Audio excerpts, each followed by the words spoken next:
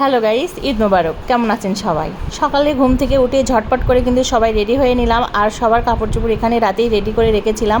তো চলে এসেছি অহনের দাদার বাড়িতে সকালে, যেহেতু আমাদের বাড়ির দাদার বাড়ি, সেহেতু আমরা বাসা থেকেই সকালে, ঈদের সকালে চলে আসি। আর গরু আমরা দেখিনি, আজকে প্রথম গরু দেখলাম। আমার ছেলে মেয়ে গরু দেখে তো অনেক খুশি, বারবার দেখাচ্ছে আর গরুর কাছে যাচ্ছে, কিন্তু গরুর কাছে যাওয়ার সাহসও পাচ্ছে না, যদি গরু ঢিস দিয়ে দেয়। আর অহন বাবু তো এই যে অনেক খুশি গরু দেখে, যে আজকে গরু কুরবানি হবে, এই জন্য একটু মন খারাপ। তো এখন কি আর করার, গরু তো কুরবানি দিতেই হবে, যত মায়াই হোক কুরবানি দিতে হবে, মায়ার জিনিসকে কুরবানি দিতে হবে, এটাই হলো আল্লাহর বিধান। আর এর ভিতরেই চলে এসেছে ওর বাবা। তো বাবা ছেলে কিন্তু দুজন ম্যাচিং করে পাঞ্জাবি পরেছে, দেখতেই পাচ্ছেন। তো ওর বাবা আমার ছেলে মেয়ে সহ কিন্তু আমাদের যে ছাম আছে সেখানে গিয়ে দেখে আসলো যে কোথায় কিভাবে কুরবানি হচ্ছে। দেখে আসার পরে কিন্তু দেখতেই পাচ্ছেন ওর পাশে অনেকগুলো গরু কুরবানি হয়েছে, ছাগল কুরবানি হয়েছে। আর আমাদের গরুটা নিয়ে যেতে পারলো না, কারণ আমাদের গরুটা অনেক বড় এবং অনেক রাকালা, এই জন্য আমাদের গরুটা কিন্তু সবাই এখানেই কুরবানি করবে, এই জন্য এখানেই কিন্তু প্রস্তুত করে নিচ্ছে।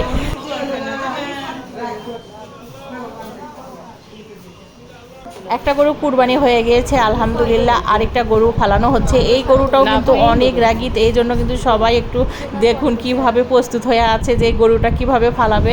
এই গরুটা কিন্তু বারবার সবাইকে মানে ঢিস মারতে যাচ্ছিল, এই জন্য সবাই ভয়ে আতঙ্ক যে এটাকে ফালাতে পারবে কিনা। তো আল্লাহর রহমতে আল্লাহর সন্তুষ্টি লাভের জন্য কুরবানি দেওয়া হয়, আর আল্লাহ যেন সন্তুষ্ট হয় এই দোয়াই করি। তো সবাই কুরবানি হয়ে গিয়েছে আলহামদুলিল্লাহ। আর এদিকে কিন্তু চুলা রেডি করা হচ্ছে, আর এখানে কিন্তু পানি গরম দেওয়া হচ্ছে, কারণ ভুঁড়ি সাফ করতে হবে এবং গরুর পা সাফ করতে হবে। আর এইদিকে কুরবানি হয়ে গিয়েছে, ওখান থেকে আমার শ্বশুর প্রতিবারের মতো এবারও কিছু মাংস বাড়ির ভিতরে পাঠিয়ে দিয়েছে, কারণ সে রোজা আছে, এই মাংস দিয়ে সে রোজাটা ভাঙবে। তো আমার রান্না সে অনেক পছন্দ করে, এই জন্য কিন্তু আমি রান্না করার জন্য প্রস্তুত করে নিচ্ছি।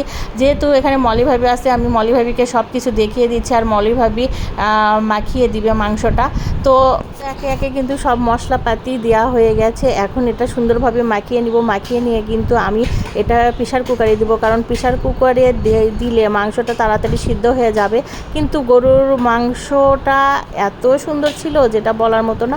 আর এই গরুর মাংসে কিন্তু পানি ব্যবহার করা যাবে না, কারণ কুরবানির মাংসতে থেকে এমনিতেই পানি বের হয়ে আসে, তাই বেশি পানি ব্যবহার করা যাবে না। আর আমি একে একে সব মশলা দেওয়ার পরে ভাবিকে বললাম, ভাবি একটু মাখিয়ে দাও। তো ভাবি কিন্তু মাখিয়ে দিচ্ছে, দেখেন এই ভাবি কিন্তু কত সুন্দরভাবে মাখিয়ে দিচ্ছে, দেখে আপনার কিন্তু জিভে জল চলে আসবে। তো সবার বাড়িতেই গরুর মাংস থাকবে এবং খাসির মাংস থাকবে, কারণ বাংলাদেশের সবাই তো আজকে কুরবানি করেছে। আর এই গরমে কিন্তু বেশি মাংস খাওয়া যাবে না, কারণ বেশি মাংস খেলে কিন্তু হঠাৎ করে শরীর খারাপ হতে পারে এবং প্রেশারের ফল করতে পারে। আর এই জন্য কিন্তু অল্প অল্প মাংস খেতে হবে। তো দেখতেই পাচ্ছেন ভাবি কিন্তু এখানে ভাতও উঠাইয়ে দিয়েছে, মাংস উঠানো দেওয়া হয়ে গিয়েছে।